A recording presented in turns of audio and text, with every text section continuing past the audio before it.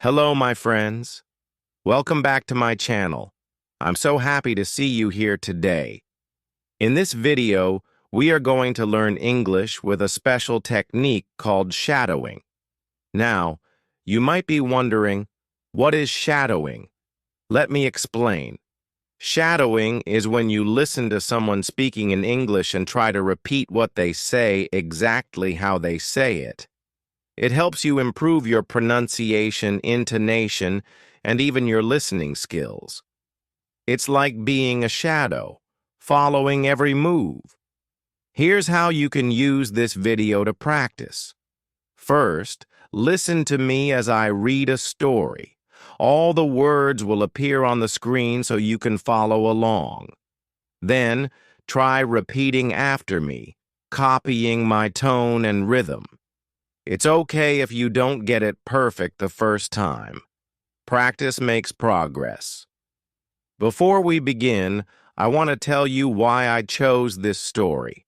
It's something I heard recently, and I thought it would be perfect to share with you because it's both interesting and useful. Today's story is about Sarah, a young woman who traveled to the United States for the first time. The story is written in clear, easy English, so you can focus on understanding the words and practicing your speaking. Here's what we'll do. I'll read the story slowly and clearly, and you can follow the words on the screen. Later, you'll have a chance to repeat the sentences with me. This is a great way to practice your listening, speaking, and even reading skills all at the same time. Are you ready to hear Sarah's story? Let's begin. This is the story. I am at the airport right now, and I feel so excited. Today is the day. I am flying to New York City for the first time. I have my ticket, my passport, and my bags. Everything is ready. I arrive at the check-in desk and hand my ticket to the lady. She smiles and says, "Here is your boarding pass. You are in seat 17C. Have a good flight." "Thank you," I say. "A window seat. Perfect." I love looking out of the window when I fly. I go through security and it takes forever. The line is so long, but I finally get through. Now I am at gate 23, waiting to board my flight. After some time, I hear the announcement. Flight 567 to New York is now boarding. Please line up by group number. My heart races. This is it. I get on the plane and walk down the aisle looking for my seat. 17A. When I reach my row, I stop. Someone is sitting in my seat. It is a man in a blue jacket, and he is looking out of the window. I feel nervous, but I say, "Excuse me, sir, this is my seat." He looks at me, surprised. "Oh," he says, "are you sure? Let me check my ticket." He pulls out his ticket and looks at it. He says. My ticket says 17A. I think this is my seat. Now I am confused. I pull out my ticket and show it to him. "See? My ticket says 17A, I say confidently. He looks at my ticket, then looks at me. He smiles kindly and says, "Okay, no problem. You can take the seat. I'll sit in the middle." I feel a little bad, but I really want the window seat. "Thank you," I say as I sit down. The plane takes off and I look out the window. The clouds are so beautiful.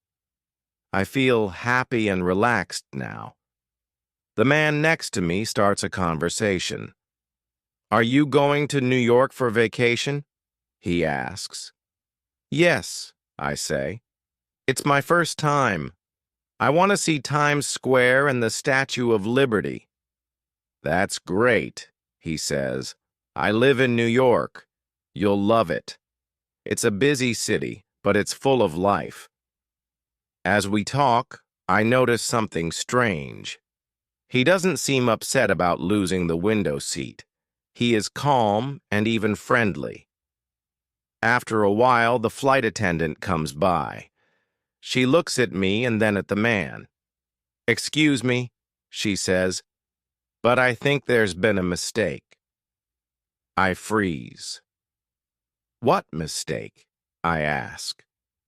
The flight attendant looks at my ticket. Then she looks at the seat numbers. "You are in the wrong seat," she says. "What?" I ask, confused. "The seat is 17A and it belongs to this gentleman," she explains. "Your seat is actually 17C, the aisle seat." My face turns red. I look at the man and he just smiles. "It's okay," he says. "I don't mind the middle seat." I feel so embarrassed. All this time I thought I was right, but I was wrong. I should have been sitting in the aisle seat. "I'm so sorry," I say to him. "You were right all along." "Don't worry about it," he says with a laugh. "Mistakes happen." For the rest of the flight, I can't stop thinking about how kind he is. He didn't argue or get upset. He just smiled and let me have the seat. As the plane lands, I thank him again. "You are very kind," I say.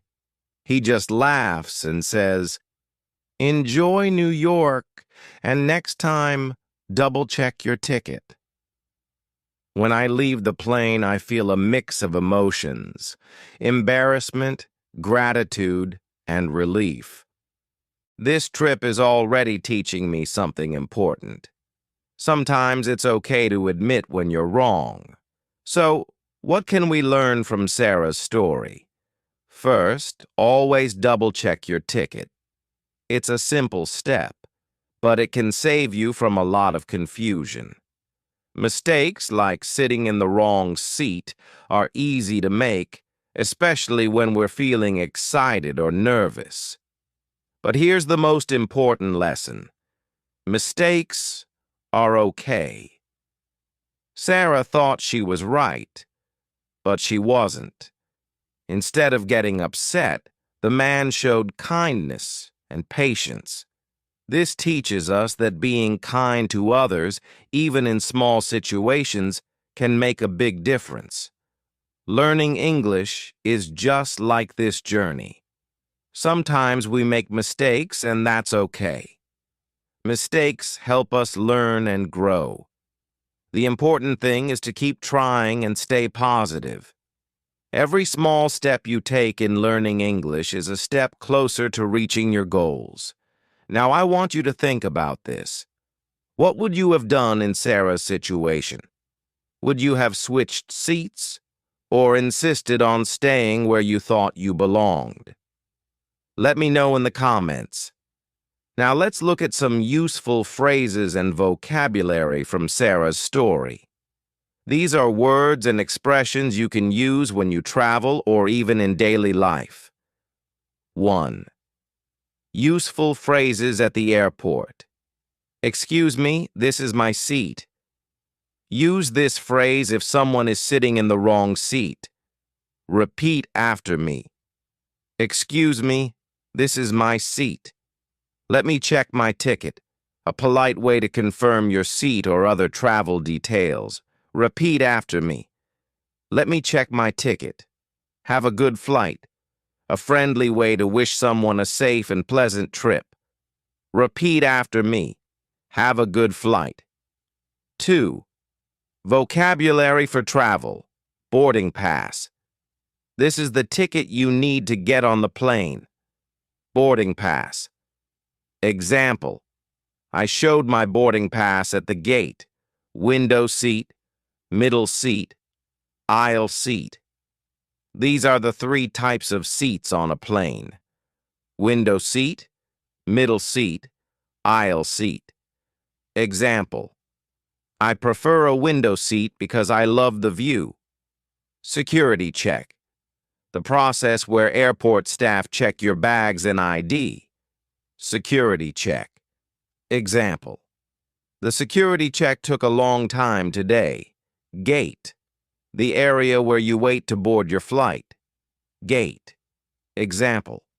My flight is boarding at gate 23. 3. Phrases for polite conversations. Don't worry about it. A kind way to say that everything is okay. Don't worry about it. Example. I said sorry for the mistake, and he replied, don't worry about it. Mistakes happen. A comforting phrase to remind someone that it's normal to make errors. Mistakes happen. Example. When I sat in the wrong seat, the man said, mistakes happen. Enjoy your trip, a positive way to wish someone well on their journey. Enjoy your trip. Example. The flight attendant said, enjoy your trip. Practice time. Let's practice some of these phrases together. Repeat after me. Excuse me. This is my seat. Let me check my ticket. Don't worry about it. Mistakes happen. Great job. Remember, these phrases are very useful when you travel. Try using them the next time you fly or even in other situations where you need to speak politely. Thank you so much for practicing with me today. I hope you enjoyed Sarah's story and learned something new. Remember, you can watch this video as many times as you want to practice your shadowing. Repeating the story will help you improve your pronunciation, rhythm, and confidence in English. If you found this video helpful, please give it a thumbs up and share it with your friends. Don't forget to subscribe. Before we go, let me leave you with this. Learning English is not just about words and grammar. It's about connecting with people, just like Sarah did on her trip. So keep practicing, stay curious, and enjoy the journey. See you in the next video.